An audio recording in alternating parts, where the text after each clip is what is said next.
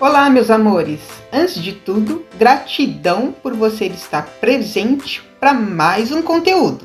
Eu estou passando aqui rapidinho para lembrar de curtir agora esse vídeo, se inscrever no canal, ativar o sininho para não perder nenhum vídeo incrível que trazemos aqui para você. Combinado? Agora, apertem os cintos, entre na nave estelar e bora pra aventura!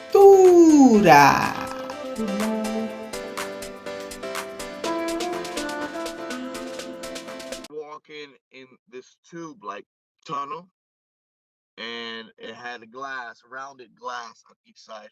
And we kept walking, and when we were looking at the glass, we saw hundreds of these ships inlined. You are listening to Exopolitics Today with Dr. Michael Salla, your source for the uncensored truth regarding the human, extraterrestrial, global, and political agenda. Click the like button and subscribe to this channel. And now, here's Dr. Michael Salla.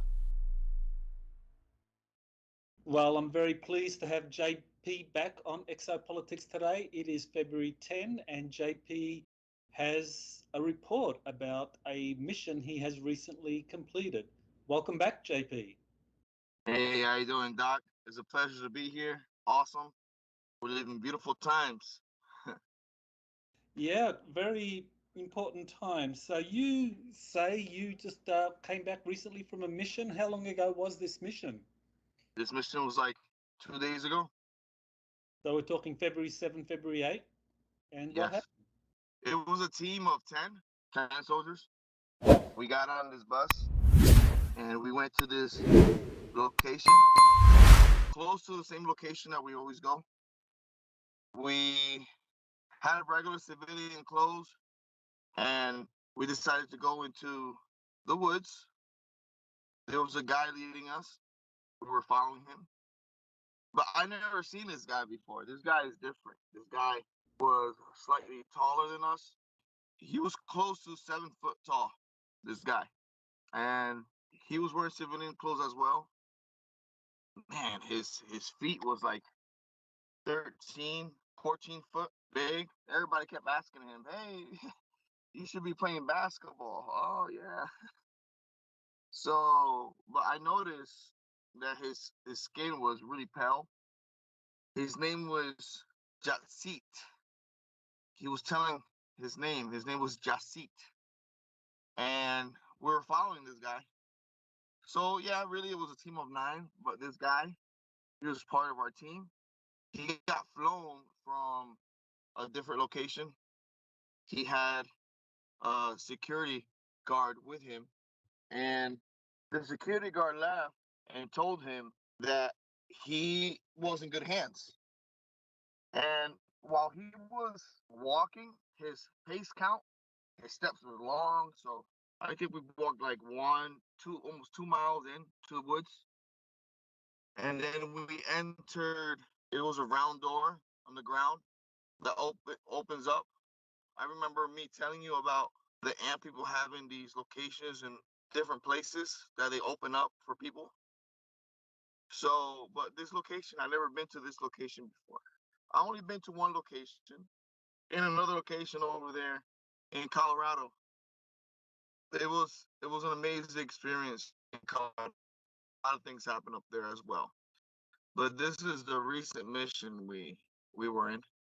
So we started going down into this cave system, and it had a lot of dripping water. This cave system was round, and it looked like it was carved by a big machine, or it was really, really well done. I remember touching the walls, and it felt like marble, like really smooth walls. And it went around. It was probably 8 by 8 round, and you could see like water going through it, like a little river going through it.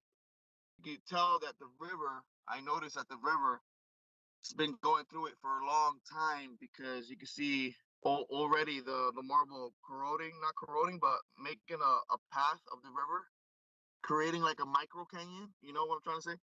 And we kept following this guy, and the smell was like when you fish a lot and you touch the fish and you smell the fish in your hand, or when it rains a lot and a lot of worms comes out.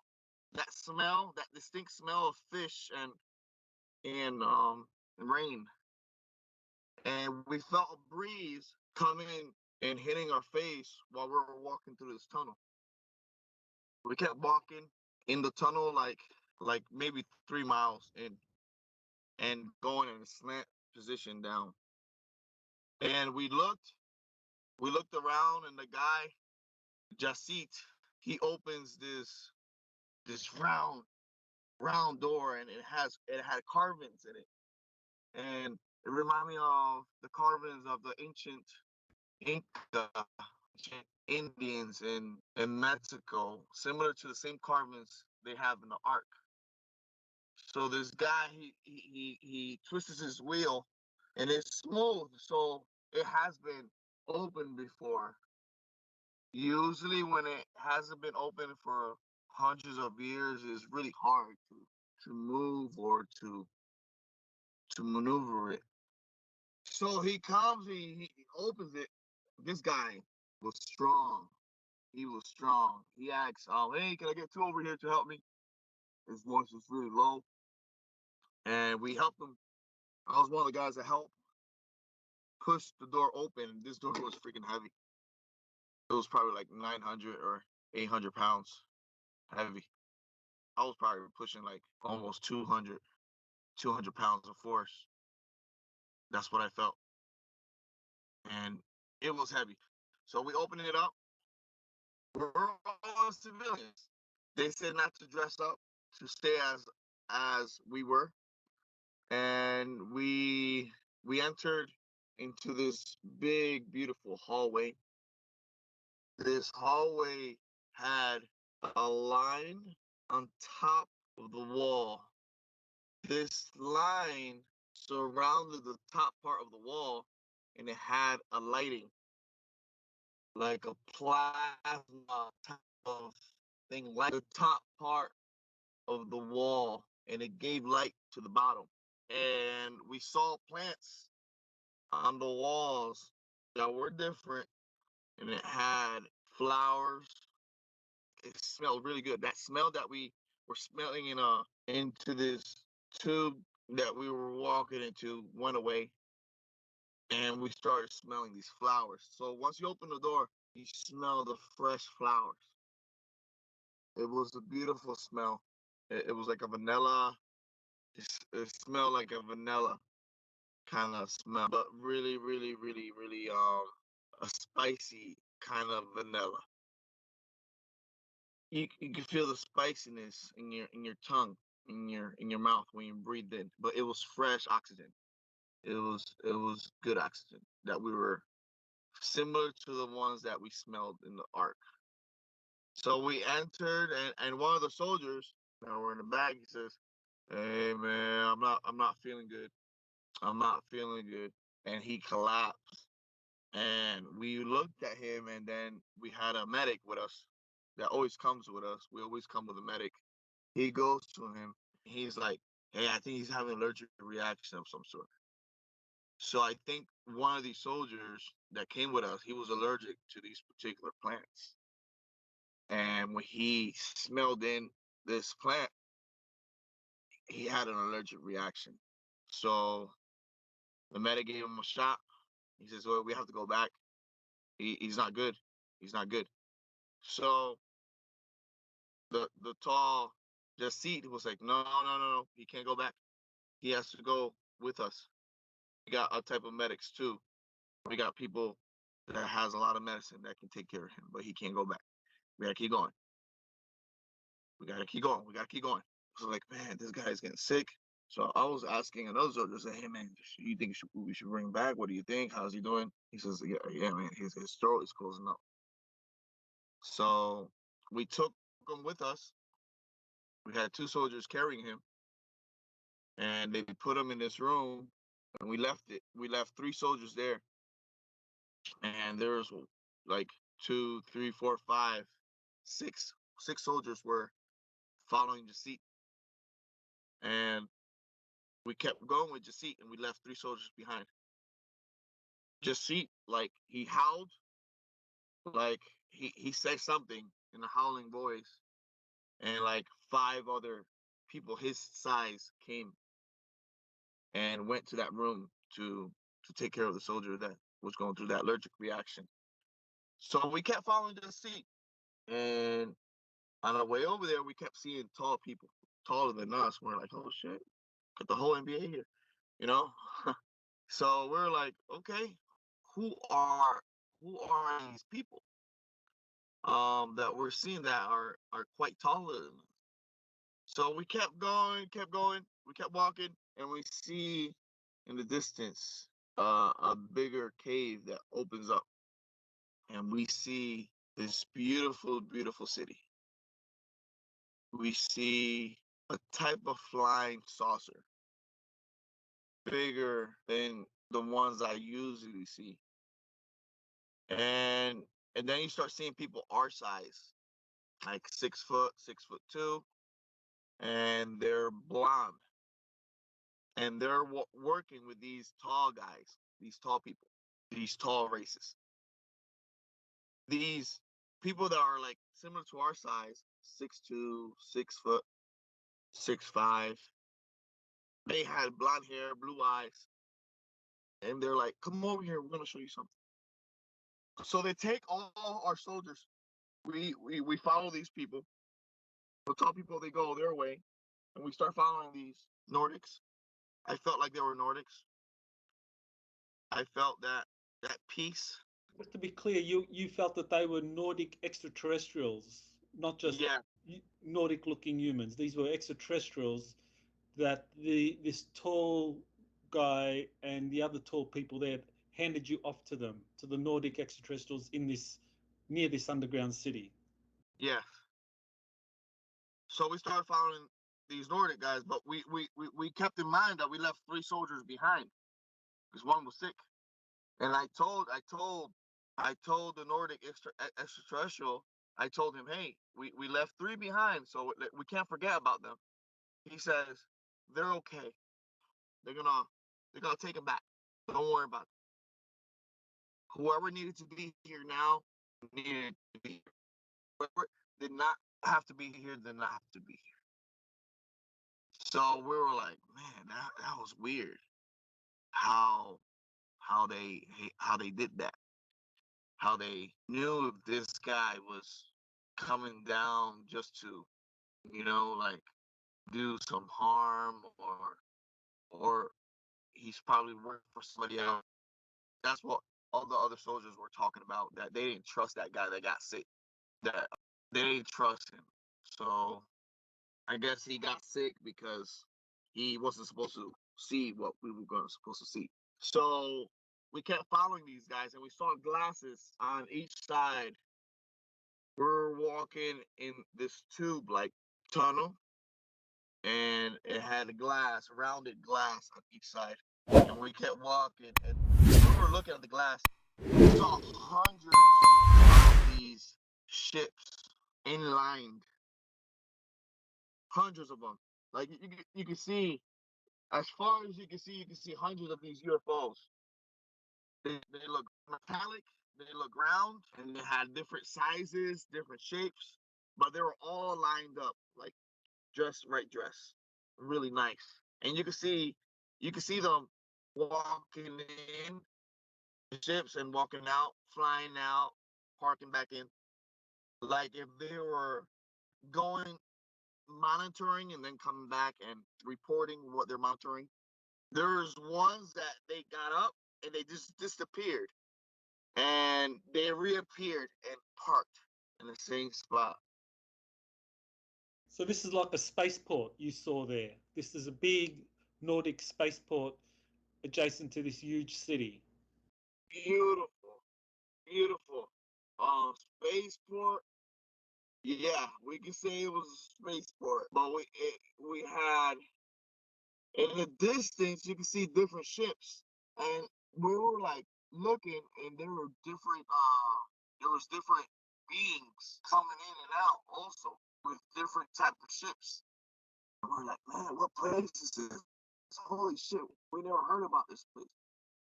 And one of the Nordics spoke, and they said, "You guys heard about this place? You guys know about this place? This is for you to report back that this place exists, and that we're monitoring everybody. We're monitoring what everybody's doing, and we're protecting certain people, and we're working with the military. And you know what's happening now is because we are working with those that come from above." And we're like confused by the way he was talking, but he was talking like in codes. And I understood that they're protecting the ant people. They protect a lot of different species of humans that live in the earth, and they monitor what comes in our atmosphere and what leaves our atmosphere on Earth. So they're monitoring. They're wearing that same uniform I saw a couple years ago in Orlando. There's a couple of them that was wearing different kind of uniforms. That uniform in Orlando, that was an Air Force uniform with a patch that had some strange design with some inscription, but that designated that was an actual Nordic in an Air Force uniform that they had reached agreement. So these guys had the same kind of uniform, the same kind of patches. The same kind of patches, the same kind of look. Some of them had their long hair still, but you could tell which ones were running the missions and coming back. So we kept walking to this tube, and we went down these escalator looking things, and we went, and I got really close to these ships, and I was looking at them, and I felt the ship, and I felt that metallic thing in my mouth that I felt in Brazil. And I looked at one of the Nordics, and he looked at me, he smiled, and he was being followed by these other Nordics with him. And I looked at him, and he looked at me, he smiled.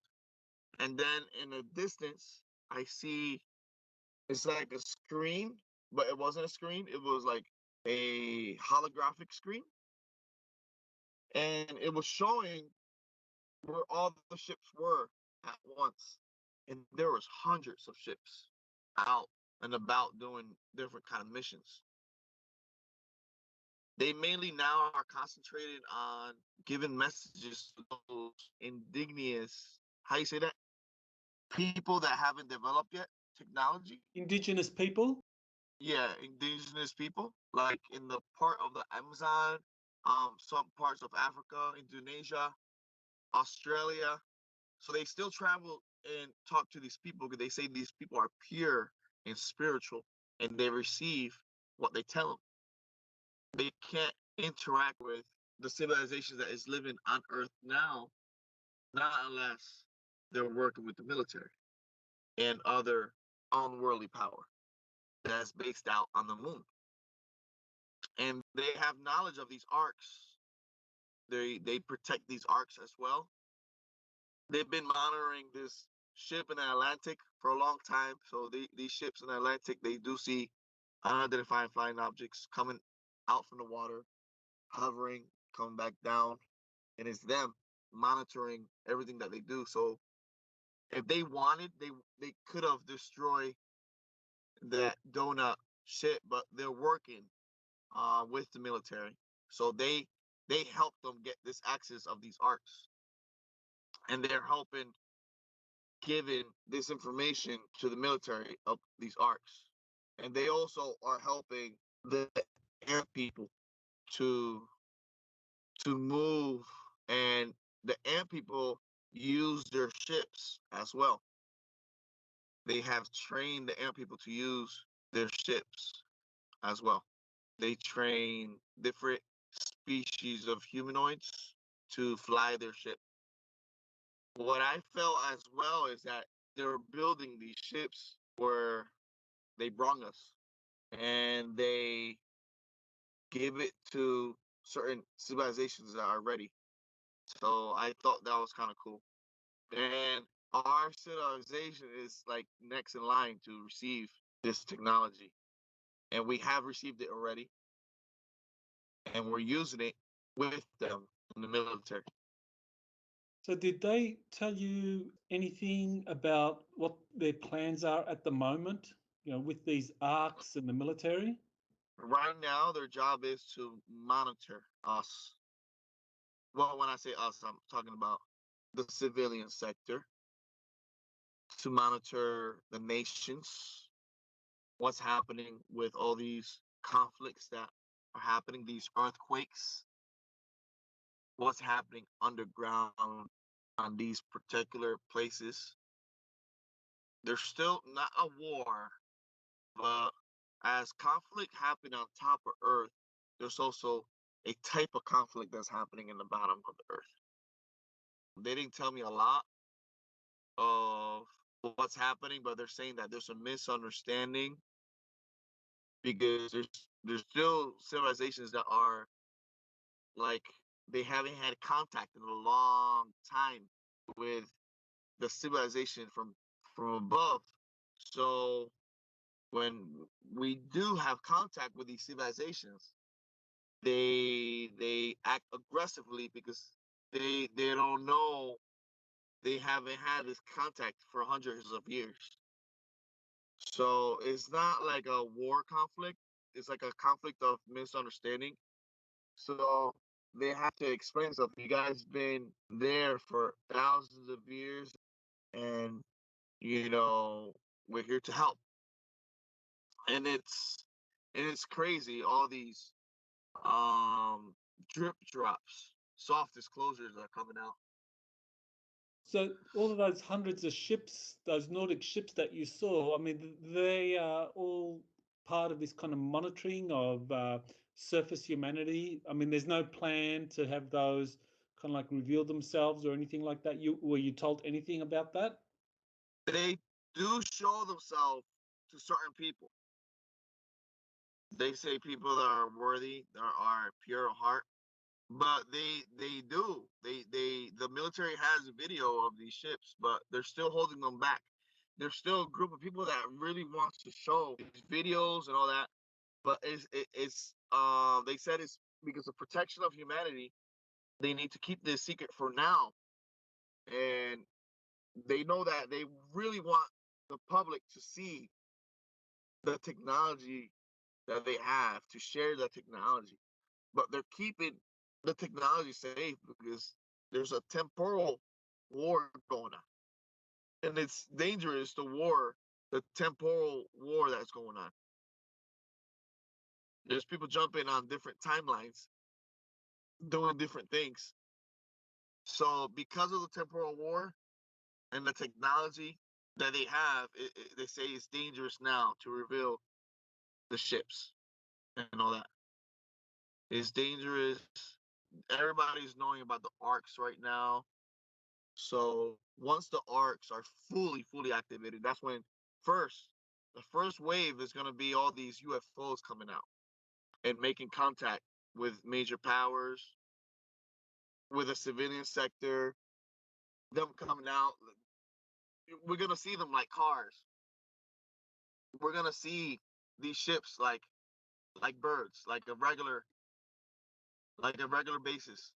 You know, we're seeing them now on a regular basis, but when the arcs are fully activated, that's when you're gonna see all these fleets of UFOs coming out, landing, flying up on different places.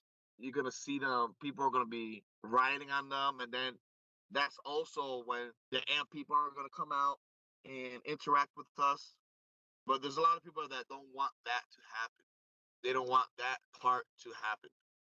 2025, supposedly they're gonna send people to the moon, and that's going to be revealed also what we have in the moon to the public. 2024 also is going to be a major breakthrough, but 2023 they're deciding 2023 for the UFOs to come more public and fly out more for 2023. Okay, so more sightings of the Nordic spacecraft. That's going to help the disclosure process. And they have videos that they're going to give permission to certain people to let go, for them to show to the public in the media and all that. They have videos already set up.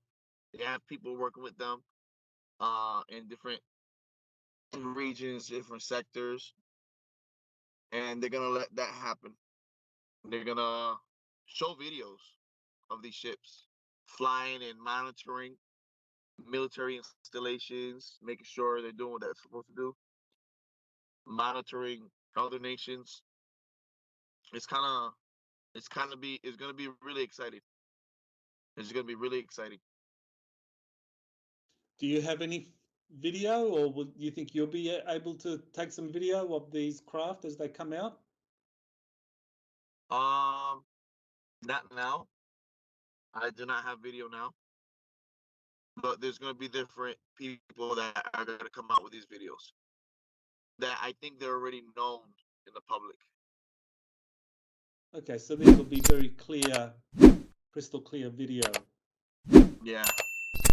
Okay, I don't want to keep you too much longer. So tell us about this city. I mean, what was the city in relation to this kind of Nordic spaceport down there? Does the city belong to those tall people, Jazzit people?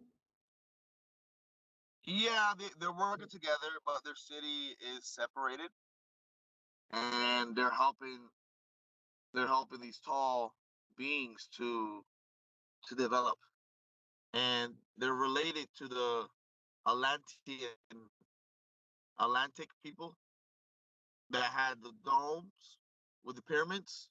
They're related to those people. I see.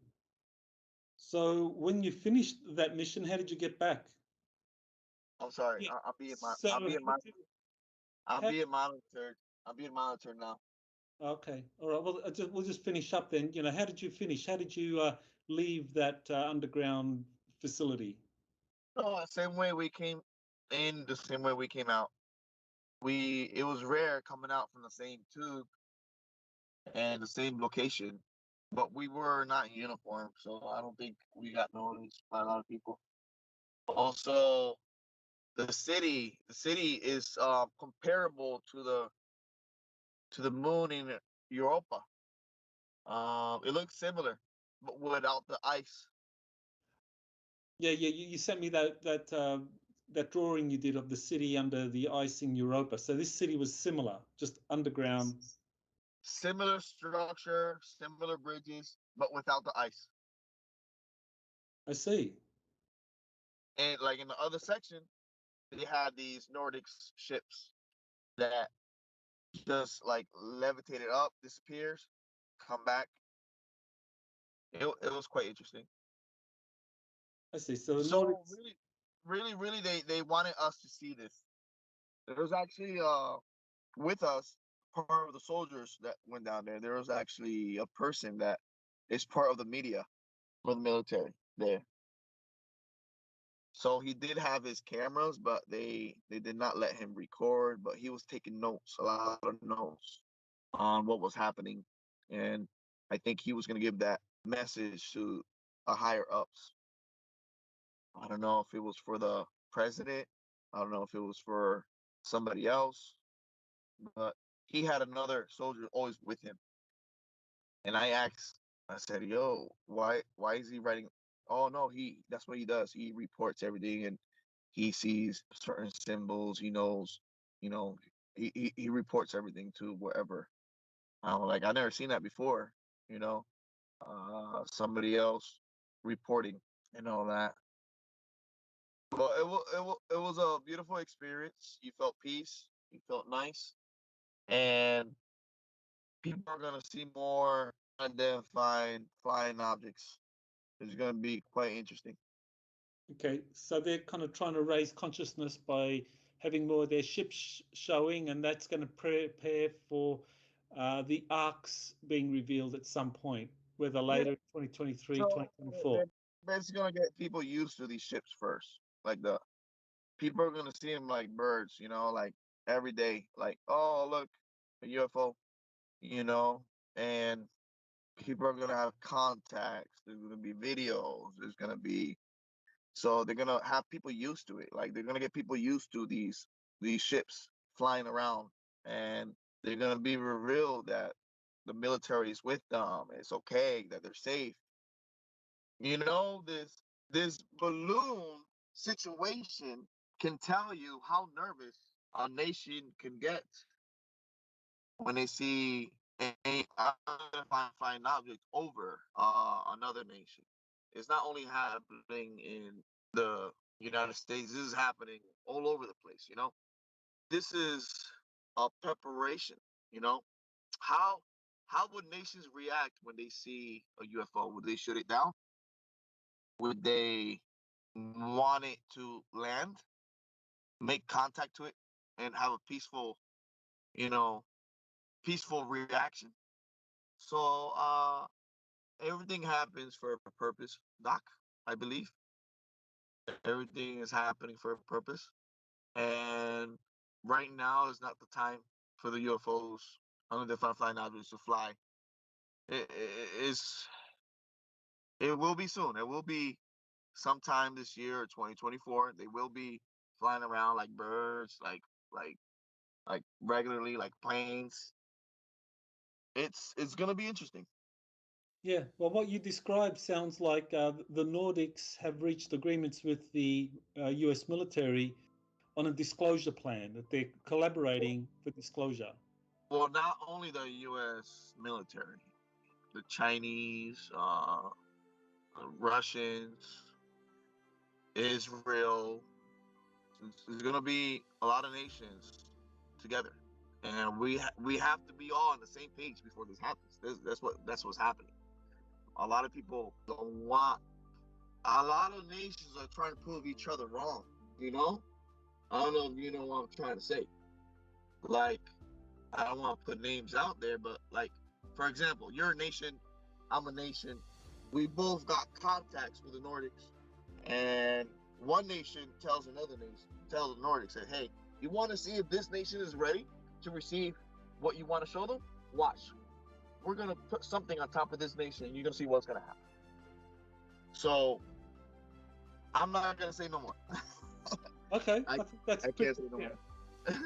So it's kind of like China had arranged for this balloon to go over because their agenda was to show that maybe the Chinese are more prepared than the Americans for disclosure, if that's an agenda. I'm not saying it, you're saying it. Okay. All right. I know you need to go. So any final words you can say to the audience? Peace be with you guys. Happy thoughts. Blessings to everybody. And Akuria Mate.